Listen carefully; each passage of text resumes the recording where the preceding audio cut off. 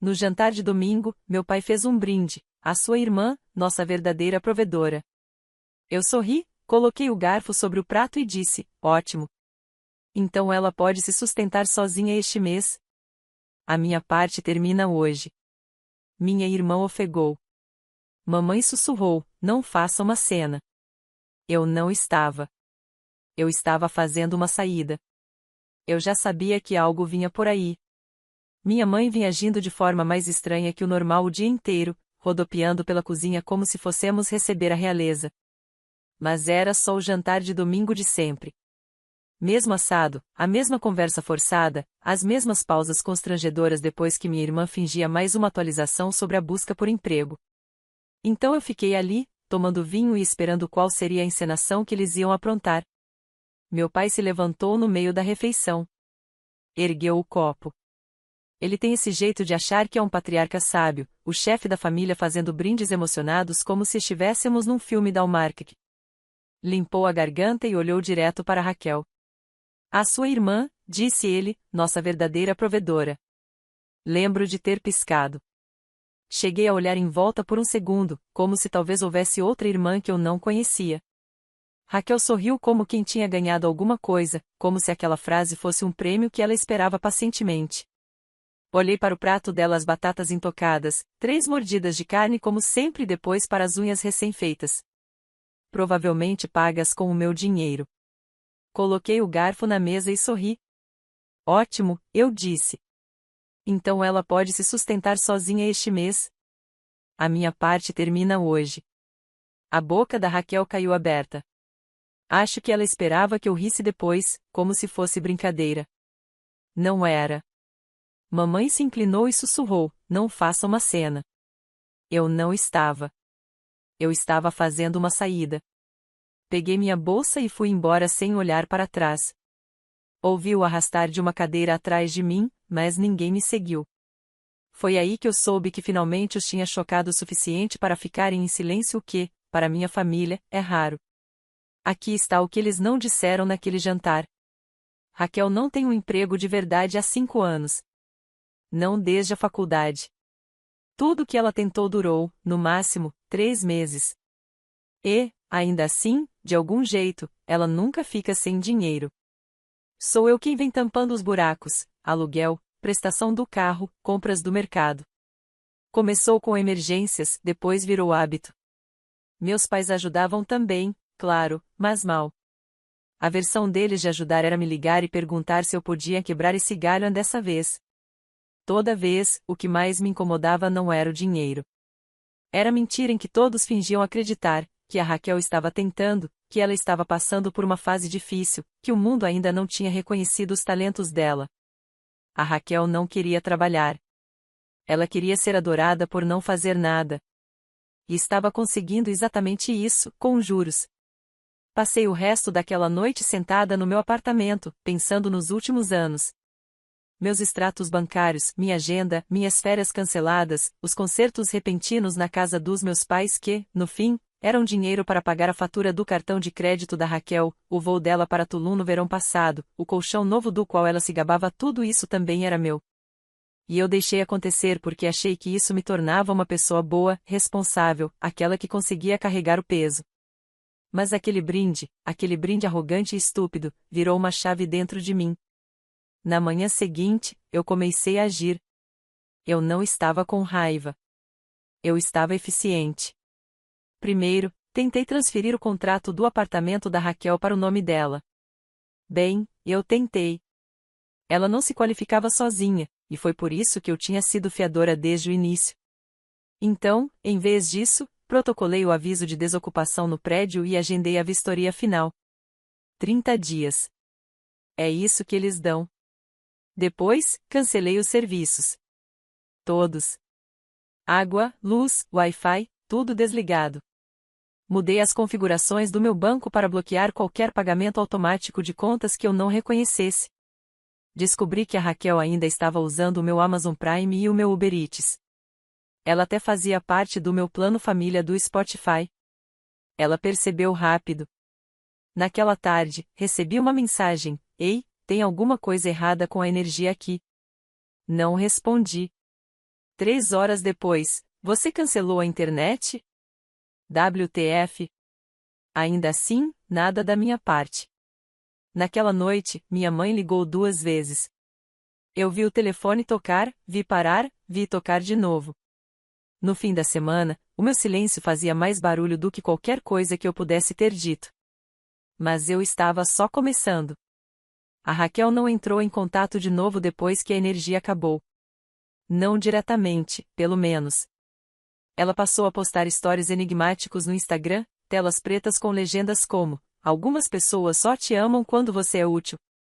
Aquele tipo de coisa feita para pescar simpatia sem citar nomes. Clássico da Raquel. Ela queria se pintar como vítima antes mesmo de eu abrir a boca. Eu deixei. Enquanto isso, meus pais escalaram a situação.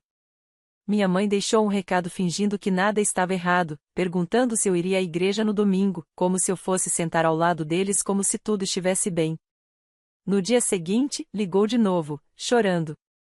Soluços de verdade. Disse que eu estava destruindo a família. Meu pai tentou outro caminho. Mandou um e-mail longo, com tópicos em forma de lista, como uma proposta de negócios. Nele, detalhava todas as formas invisíveis pelas quais a Raquel contribuía para a família. Aparentemente, a presença dela tinha valor emocional. Aparentemente, o espírito criativo dela nos inspirava a todos. Eu queria estar brincando. Ele usou expressões como trabalho emocional e contribuições não monetárias, tudo escrito como se fosse fato.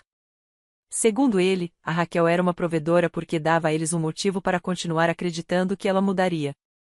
A pior parte é que eles realmente acreditavam nisso. Tinham construído toda a narrativa deles em torno da ideia de que a Raquel era especial. Desde crianças, ela era a que tinha potencial. Eu era a que tinha disciplina. Ela era adorada só por existir. Eu era tolerada por produzir. Quando eu tirava notas máximas, diziam que eu era responsável. Quando a Raquel entregava um trabalho de arte pela metade, diziam que ela era talentosa. Quando comprei meu primeiro carro, me pediram para não esfregar na cara de ninguém. Quando a Raquel bateu o dela, disseram que ela estava passando por uma fase difícil. Essa dinâmica não acabou quando crescemos. Ela só ficou mais cara. Uma semana depois do jantar, a Raquel finalmente mandou mensagem de novo. Dessa vez, tentou ser doce. Oi, eu sei que você está chateada, mas a gente pode conversar? Não respondi. 1 hora depois, não sei o que eu fiz para merecer isso. Essa me fez rir. Quase digitei uma lista. Mas não. Tive uma ideia melhor. Liguei para o depósito que ela usava. Estava no meu nome. Eu pagava a mensalidade havia quase 2 anos. Era lá que ela guardava os materiais de arte na maioria, tintas ainda fechadas e um monte de móveis meio quebrados. Ela dizia que estava reformando para revender. Cancelei o contrato e avisei que descartassem tudo que ainda estivesse lá se ela não fosse buscar em uma semana. Esperei. 3 dias depois, ela apareceu na minha casa. Sem avisar, tocando o interfone repetidamente como uma criança fazendo birra. Não deixei ela entrar. Ela ficou do lado de fora por uns 20 minutos. Observei da janela enquanto ela andava de um lado para o outro, gritava ao telefone provavelmente ligando para nossos pais e, por fim, foi embora furiosa. Naquela noite, minha mãe ligou de novo. Deixei tocar. Depois, ela me mandou mensagem: você está sendo cruel. Família é tudo. Fiquei olhando para a mensagem por um bom tempo. Então respondi: então você e o pai podem começar a tratar a Raquel como família, e não como uma rainhazinha frágil que precisa de tributos constantes. Eu estou fora. Dessa vez, de verdade. Ela não respondeu. Alguns dias depois, recebi uma ligação do proprietário do apartamento da Raquel. Aparentemente, ela não estava pagando a parte dela do aluguel. A parte que eu não estava mais cobrindo. Ele estava considerando despejo.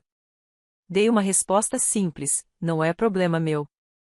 Foi a primeira vez que disse essas palavras em voz alta. Pareceu respirar ar fresco depois de anos em um quarto abafado. Na terceira semana, tudo começou a desmoronar. Não para mim, para eles. A Raquel ficou quieta. Quietamente suspeita. Nenhuma mensagem, nenhuma chamada perdida, nenhuma desculpa falsa, nenhuma só passando para saber como você está. Foi assim que eu soube que ela estava em queda livre.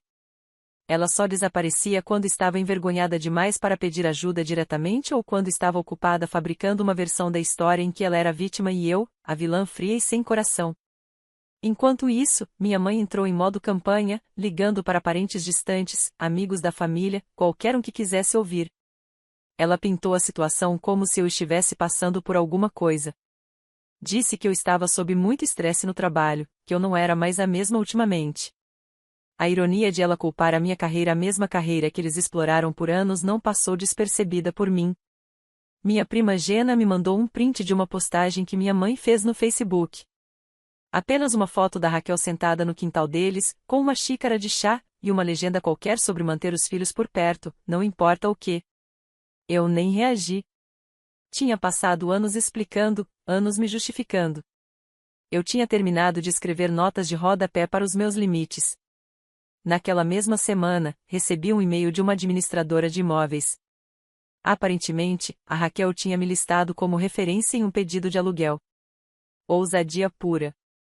Eles pediam verificação do emprego e da renda dela. Respondi: não posso verificar nada. Ela não está empregada e não tenho nenhuma ligação financeira com ela. Ela não conseguiu o imóvel. Foi aí que o colapso ficou público. Raquel postou uma sequência de 7 stories no Instagram, fundo preto, texto branco, falando sobre como as pessoas em quem você mais confia são as primeiras a te abandonar. Era vago o suficiente para preservar a dignidade dela, mas detalhado bastante para todo mundo saber que era sobre mim. O quinto slide foi o golpe final, algo sobre ser forçada a recomeçar do zero por causa de uma traição. Quase fiquei impressionada. Ela conseguiu transformar consequências financeiras em abuso emocional. Mas o que realmente colocou tudo em movimento foi o carro. Raquel já não tinha um. O que ela vinha usando era tecnicamente o segundo carro do meu pai, que ela tinha emprestado por tempo indeterminado. 2 dias depois de voltar a morar com eles, ela deu ré e acertou uma caixa de correio. O vizinho ameaçou registrar ocorrência. Não havia seguro. Raquel nem tinha atualizado o documento, então uma multa de outra cidade já tinha acumulado juros. Meu pai ficou furioso. Não que ele fosse gritar com ela diretamente. Em vez disso, me ligou e deixou um recado na caixa postal dizendo: o acidente da sua irmã vai nos custar milhares, Emily. A gente não consegue bancar isso agora. Acho que seria bom para a família se você ajudasse. Eu ri. Ri em voz alta. Que cara de pau. Não liguei de volta. Bloqueei meu pai. Foi a primeira vez que bloqueei meu pai na vida. Nem houve discussão. Foi um corte limpo. 2 dias depois, minha mãe me mandou um e-mail. Sem cumprimento, sem rodeios. Estamos fazendo o nosso melhor. A Raquel está tentando. Você já deixou seu ponto claro. Podemos seguir em frente? Fiquei olhando para o e-mail por 1 minuto inteiro e depois arquivei. Eles não entenderam. Ainda achavam que isso era um chilique, uma birra pela qual eu acabaria pedindo desculpas. Achavam que, se esperassem tempo suficiente, eu voltaria ao normal. O problema é que isso agora era o normal.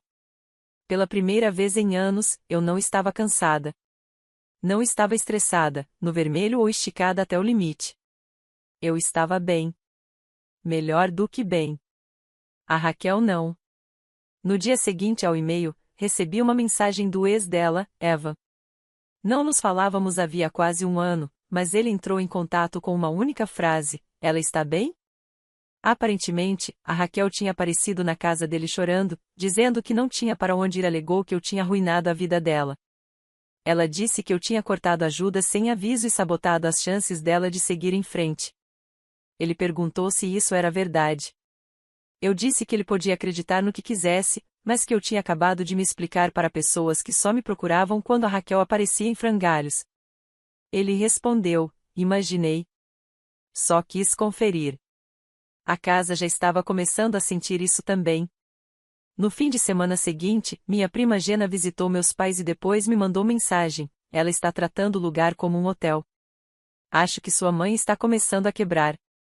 Não pedi detalhes. Não precisava. Eu sabia o que estava acontecendo. A Raquel já não era mais anfofa. Não quando batia portas e culpava todo mundo. Não quando devorava as compras do mercado, pedia carona, tomava banhos de 2 horas e, ainda assim, continuava se recuperando de tudo que a vida tinha feito com ela. Era só uma questão de tempo. Todos tinham construído um castelo para ela, e agora ela estava incendiando os móveis. Eu me recostei e observei a fumaça subir. Na quarta semana, eu já estava ouvindo coisas vindas de pessoas com quem não falava havia anos. Aparentemente, a Raquel tinha começado a ligar para todo mundo, amigos antigos, colegas de escola, até uma garota para quem ela já tinha sido babá. Contava que tinha sido temporariamente desalojada e que estava recomeçando depois de uma traição. Essa frase aparecia o tempo todo depois de uma traição como se ela fosse uma refugiada de guerra. Não me surpreendeu. Ela sempre foi boa em reescrever a história. O que me surpreendeu foi quem apareceu no meu escritório. Era uma quarta-feira à tarde. Eu estava em reunião quando a recepção me avisou que uma tal de Marissa estava esperando.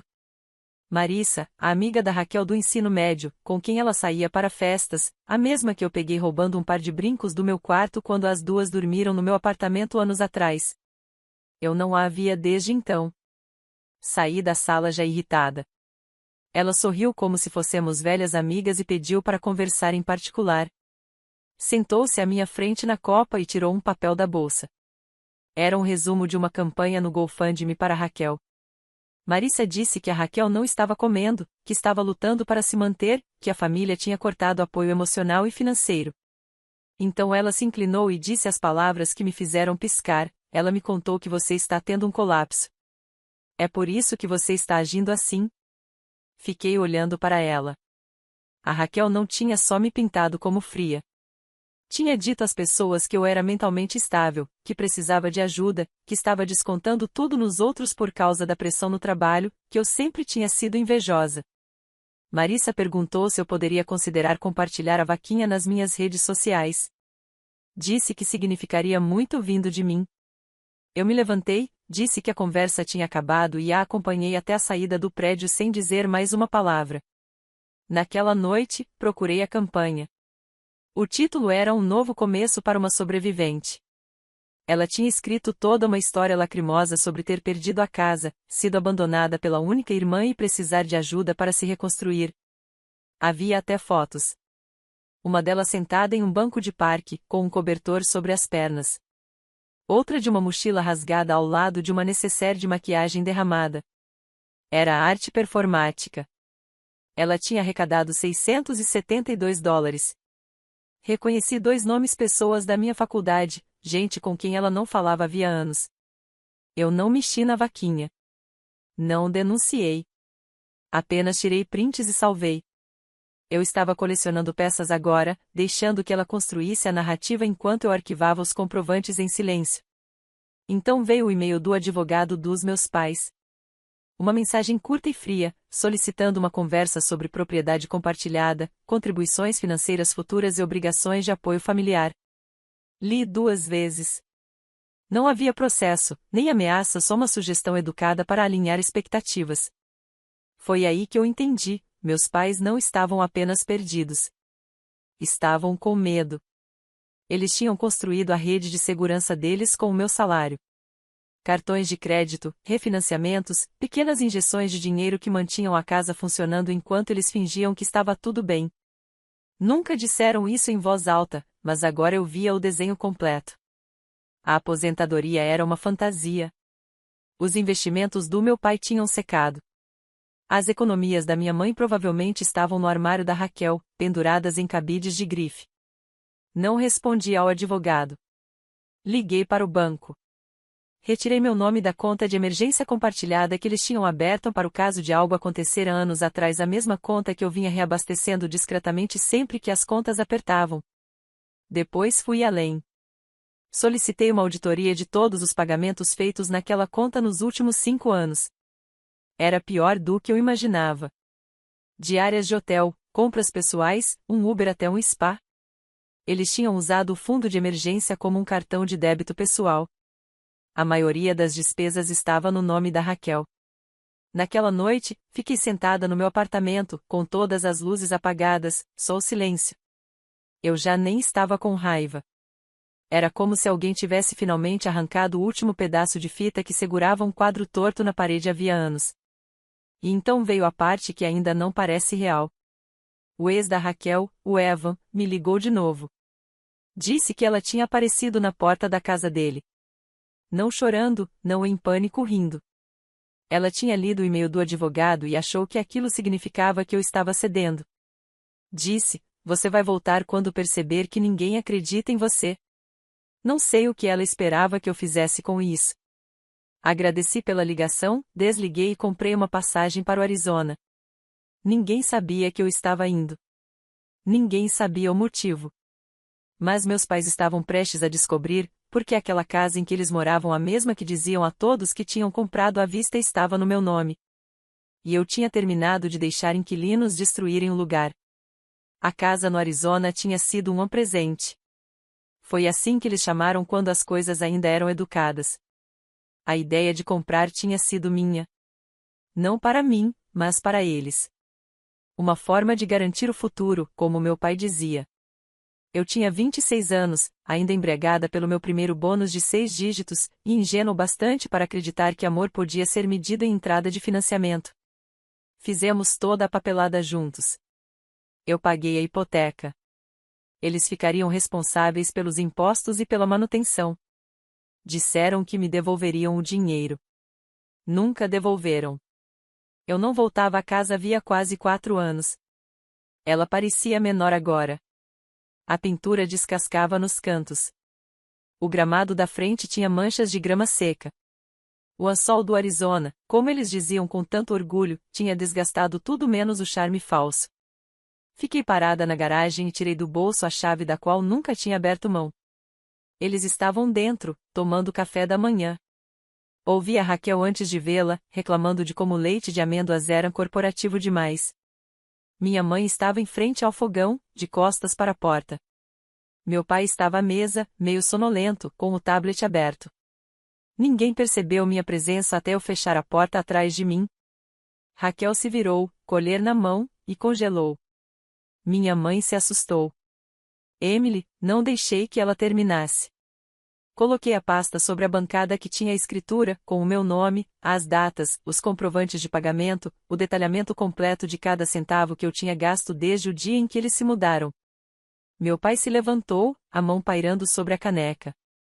Parecia mais velho do que eu lembrava, menor. Raquel continuou sentada. Eu disse que aquilo não era uma conversa. Não era uma negociação. Eu estava ali para informá-los de que eles tinham 30 dias para desocupar o imóvel. Minha mãe começou a chorar. Meu pai perguntava se aquilo era uma piada. Raquel apenas riu e disse: "Você não faria isso." Olhei para ela e respondi: "Eu já fiz." Foi então que ela se levantou, jogou a colher na pia e saiu pelo corredor furiosa, como se ainda tivesse 13 anos. Ouvi uma porta bater. Minha mãe murmurou alguma coisa. Eu não liguei. Entreguei ao meu pai uma cópia da notificação de despejo, disse que o aviso formal chegaria pelo correio, que eu já tinha falado com uma administradora de imóveis e que as fechaduras seriam trocadas em 31 dias, estivessem eles prontos ou não. Depois fui embora. Sem ameaças, sem gritos, só fatos. No voo de volta, dormi como uma criança. Na semana seguinte, as mensagens se intensificaram. Minha mãe ligava todas as noites, alternando entre súplicas e ataques de raiva. Meu pai me mandava textos longos que pareciam discursos. A Raquel, numa reviravolta nova, postou um vídeo no YouTube intitulado "Quando o próprio sangue te trai." Não assisti, mas ele apareceu no meu feed porque alguém me marcou nos comentários. Ela tinha assumido de vez o papel de influenciadora. Na miniatura do vídeo, ela estava chorando. 10 dias antes do prazo de desocupação, recebi uma ligação do administrador do imóvel. A Raquel tinha tentado alegar que era inquilina com direitos de posse.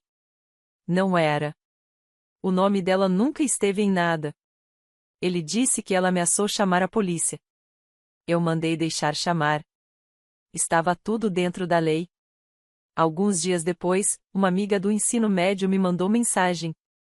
Disse que a Raquel tinha começado a mandar demais para pessoas que conhecíamos, me acusando de abuso contra idosos. Ela disse que eu estava deixando nossos pais sem teto. Disse que estava considerando tomar medidas legais. Eu ri. Depois encaminhei a mensagem para o meu advogado. Naquela mesma noite, Raquel me mandou uma mensagem. Uma única linha: você ganhou. Espero que tenha valido a pena. Valeu. E ainda vale. Quando a caixa de chaves foi instalada na porta da frente, eles já tinham ido embora. Os carregadores vieram. Não perguntei para onde foram. Não precisava saber. A casa é minha de novo agora. Vou transformá-la em aluguel. Tudo que deixaram para trás foi doado. O suporte de vinhos, as plantas falsas, a louça rachada. E o anjo de cerâmica que minha mãe mantinha perto da pia. Tudo foi embora. E, pela primeira vez na minha vida adulta, não havia ninguém puxando dinheiro da minha conta.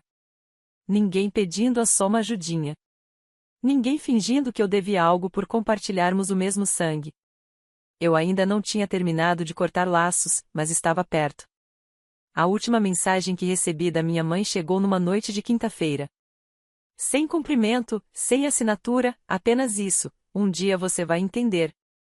Quando todo mundo te abandonar, família será tudo que restar. Não volte então. Não havia mais peso nessas palavras.